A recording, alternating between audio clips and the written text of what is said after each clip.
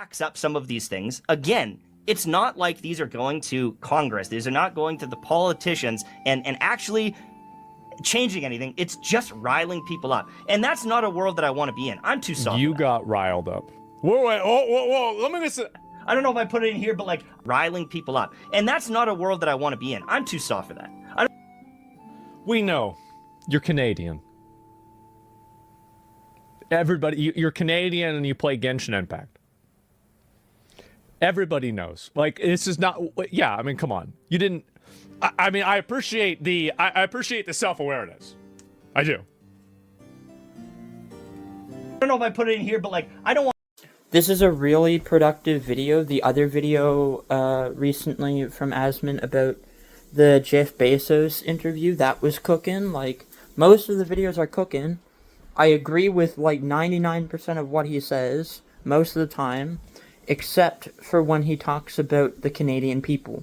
It's too general, it's too condescending.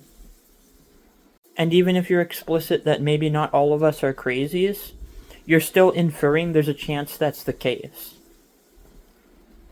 I think if there's one thing Asmongold is guilty of, it's certainly rationalizing too many things as inherent issues. He gives good nuance to everything he talks about, but he talks about so much. And this isn't an insult, it's just a characterization of what it is. I think the greatest all-encompassing argument one could make about all of our cultures is that there is way too much implicit and complicit nature, with everything problematic.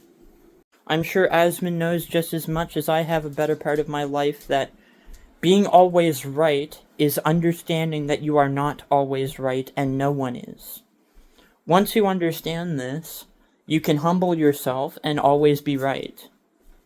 I agree though, it's perfectly fine to care about being honest over emotionally secure and trying to make the world a better place.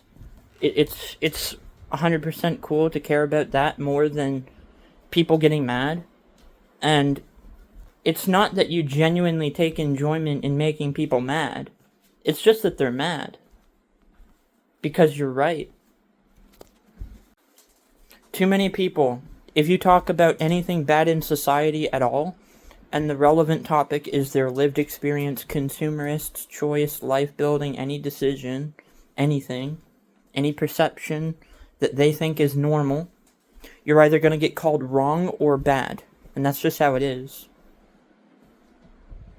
I mean, people will, even if you don't even try to get rid of McDonald's, people are going to come out of the woodwork to defend you, even if you just try and change it to make it healthier while equally as tasty. Same can be said about smoking, alcohol, all kinds of shit. They want to keep these corporations alive even though the consumption method doesn't matter anymore. We have the ability to give people the chemical they're seeking in a much less harmful way. So it's equally as satisfying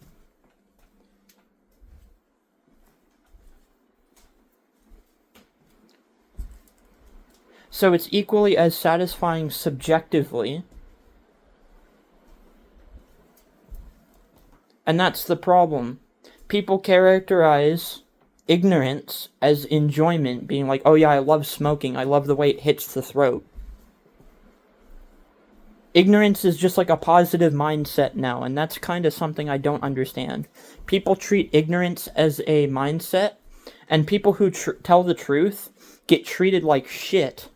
This is all part of intentional division, which then ties to corruption and collusion, which then ties to the world not controlling money and money making the world go around being a fallacy of an argument, or a motto. Like, literally, we don't control shit. We don't. We don't control what is. We don't control. We don't have what should be. We don't have anything, bro. We are barely more fortunate than those in third world countries. And like, yeah, I'm gonna make a video about. I talk about a lot of this stuff in a lot of my videos. The people who swear by capitalism and condemnation of AI, solar panels, or cancer treatments are the people who are part of the problem, who are equally as ignorant as the pawns who people think are causing all these problems, the politicians, like, literally. These age-old tactics are not coming directly from politicians, they're just also implicit and complicit. The real villain is the collective material reality, progressive material degeneracy.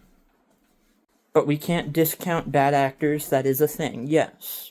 I think if our species is to preserve, let alone improve, Gen Z must change systems for Gen Alpha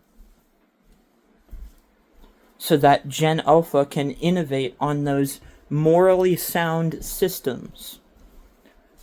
How much stuff do we actually check in the world to be moral, healthy, and genuine before it gets put out? Almost none of it. So we need to get out of this repetitive generational idea of, oh, we shouldn't have to clean up the mess, even though we're suffering the hardest for it. We need to act. Now is the time to act, not to talk and think. Because if the snakes don't have their heads cut off in Australia and North America and Europe, ethnic replacement will happen. Natives will be expunged for not being profitable because they're more familiar with our culture. And the newcomers will just be exploited the exact same way we have been.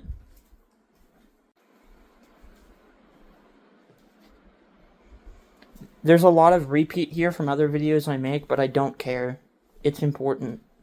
And another fact that makes it an impossible situation, you can't do anything beyond think and talk. Like, if you act, everything is illegal.